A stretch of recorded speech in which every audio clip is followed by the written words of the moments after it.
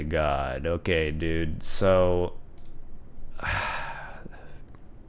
I've done this many times before. This is like the 10th time now that I just recorded an entire video. I had so much to say. I was so excited. And I discovered that I hadn't been recording the entire time. All right. No negativity up in here. I'm going to keep a careful eye on the camera app here to make sure that I am actually recording this time. Check it out.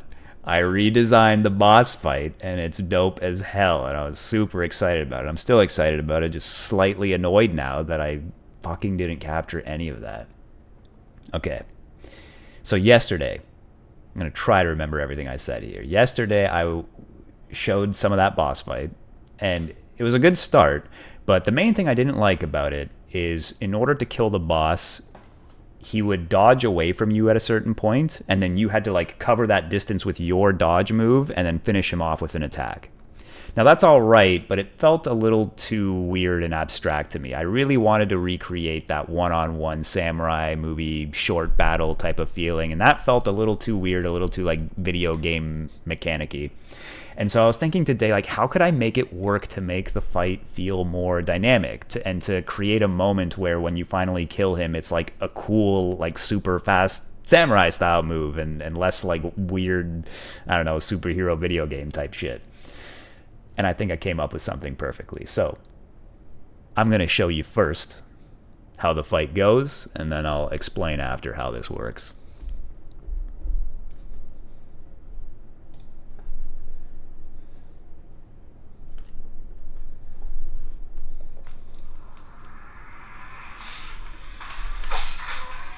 Dang.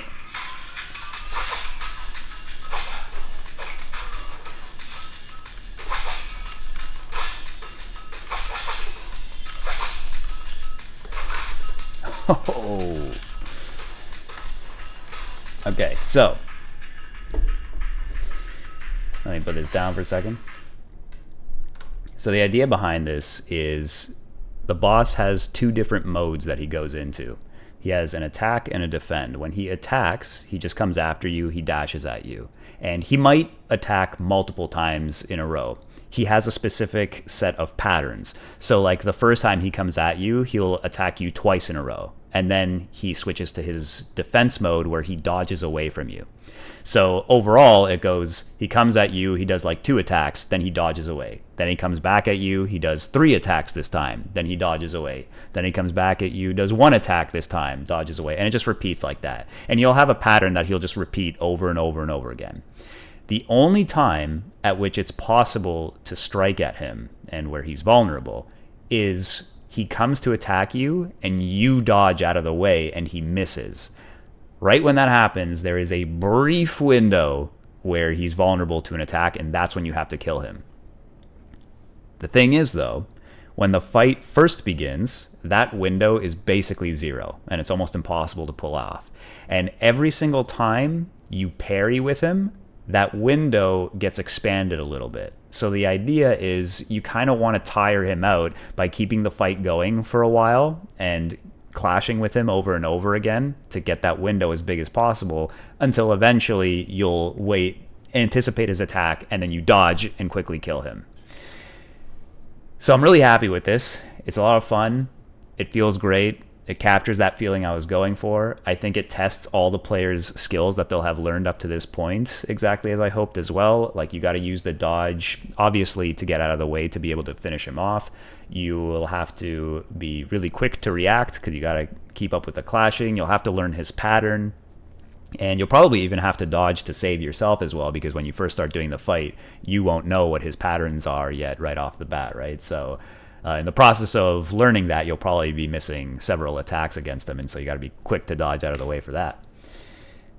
And best of all, it creates space for exactly what I was hoping for, where less skilled players have kind of like a longer, easier pathway of beating the fight if they're just patient and they just keep clashing back and forth with him and trying to get that window as big as possible. And the really skilled players can learn to finish the fight in like 2 seconds by trying to just clash with him like maybe one, like you can't do it instantly right off the bat. He probably moves out of the way too fast, but you can clash with him like once or twice and then almost right away on the second attack if you're fast enough. You have to be like really precise with it and dodge like at the last second right next to him and come back and hit him. But if you're fast and skilled enough to do it, you can end the fight super fast. So yeah, so everything fits like perfectly, exactly like what I was hoping for, and I'm really happy with it. So I'm gonna briefly here try to show you what it looks like when you've got mad skills and you try to finish them off right away.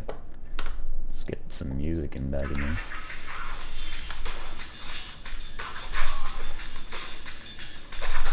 So as you can see, pretty much impossible to pull off immediately. So let's try it one. Oh. Oh.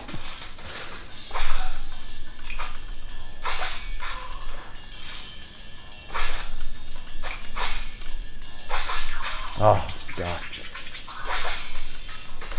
Oh. Oh my god, dude. I don't even. I feel like something may have gone wrong there. Oh, there we go. So yeah, you have to like really. It's literally like that. You have to couple clashes and then.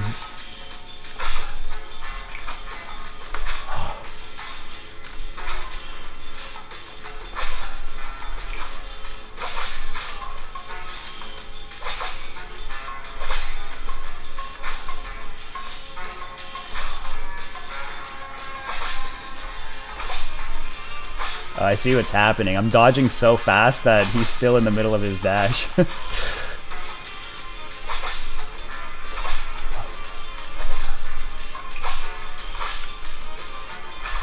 Oh my god. Oh, there we go. So yeah, I think that's fucking sick. It's pretty sweet. So I'm really happy with that.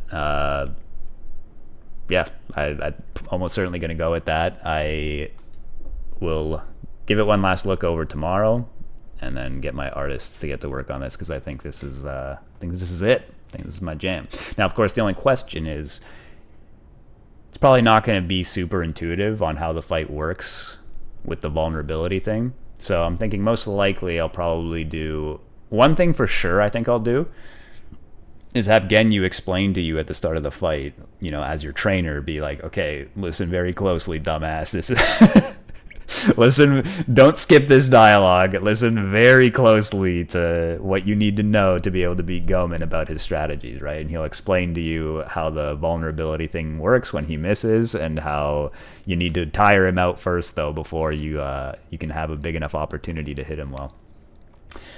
So that, and hopefully I can avoid this, but maybe also if it's absolutely necessary, add something like, I don't know if an animation would work well because it happens so quickly you probably wouldn't notice anything, but maybe put some kind of like big red glow on him at the moment when he misses the attack to indicate that it's like an opportunity to do something, right?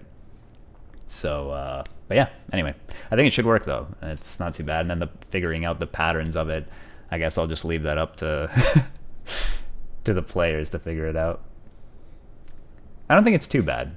You know, I'm sure everyone will take a good 10, 20 tries. And I mean, whatever. It's like you literally restart and the fight just instantly goes over and over again. Probably like the fastest boss fight of any game ever. So it's really not frustrating or anything.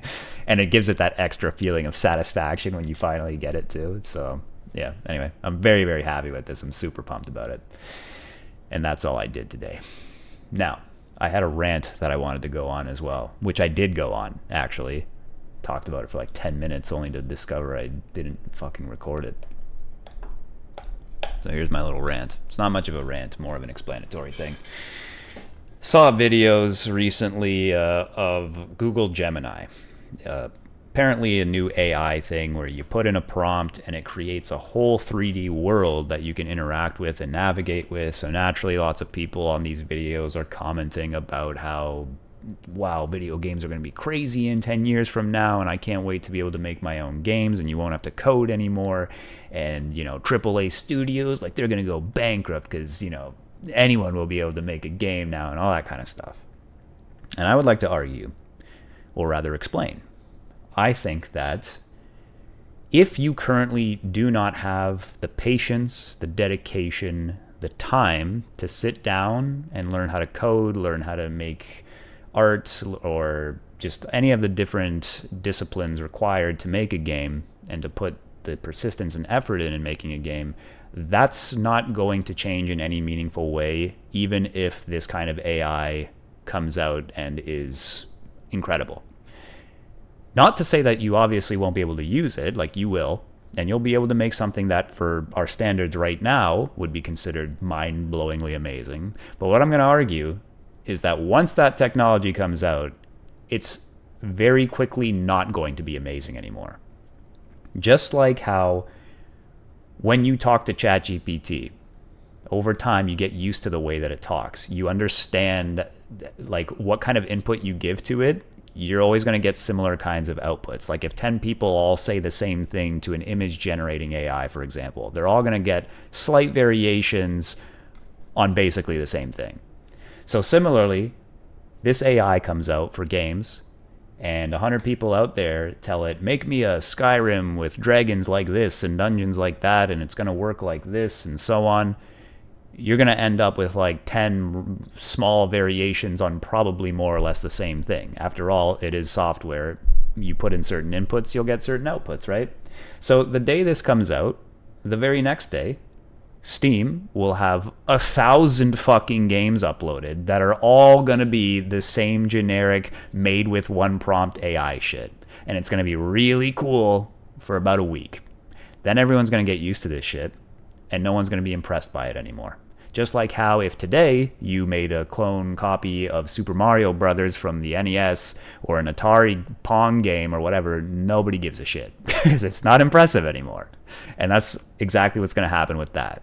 And the people who do take the time, the funds, the resources to spend a huge amount of time on this AI stuff and on this new mode of game development, they're still going to be the ones making the most amazing stuff.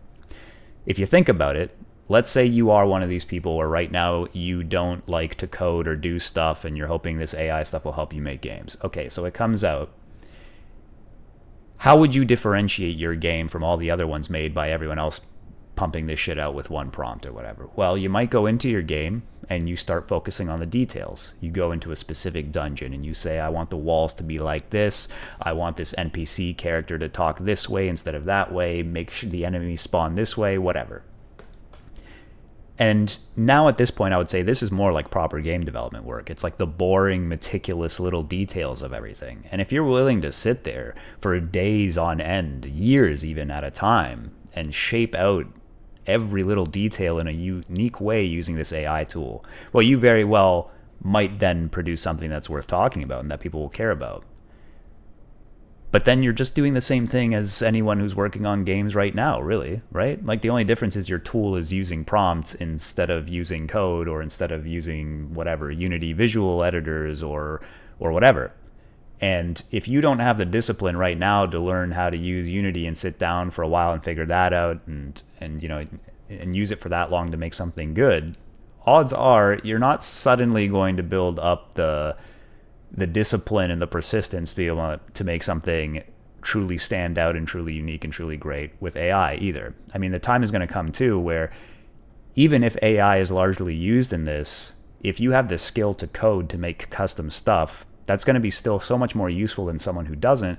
Because, I mean, listen, right now you can make a game without coding anymore. There are packages out there for even like Unity where you can do shit totally without code. But you're super restricted because when it comes to like some specific unique detail you want to change, you don't know how to do it. You're stuck with within the confines of how this thing works. And the AI is going to be the same thing. There will probably come times where you want to do some kind of truly unique graphical shader effect, or you want to create some unique piece of art, but you have a hard time like describing to the AI exactly how to make this or prompt it in a way that it understands exactly what you want. In which case, the person who knows how to code, who knows how to make their own stuff, is going to be able to whip those tools out. And even if 90% of the game is AI stuff, they'll be able to come in now and edit those little things with their own raw talent and skill that they've built up over time. So no matter how you look at it, the absolute best of the best stuff is still going to be made by the same kinds of people who are making this stuff now. And the range of quality of games and of developers, amateur developers here, like guy who gives up on every project after one day versus the best of the best AAA engineers, and the worst games and the best games, the most amateur games versus the professionally made ones, like that range is going to stay the same. And it's not that AI is going to suddenly make these amateur developers jump up here. It's just going to move like this, right? The quality of the floor of games will have risen, but the ceiling will have risen enormously as well. And, it'll be cool that, sure, solo developers and stuff will be able to make way bigger stuff way more efficiently.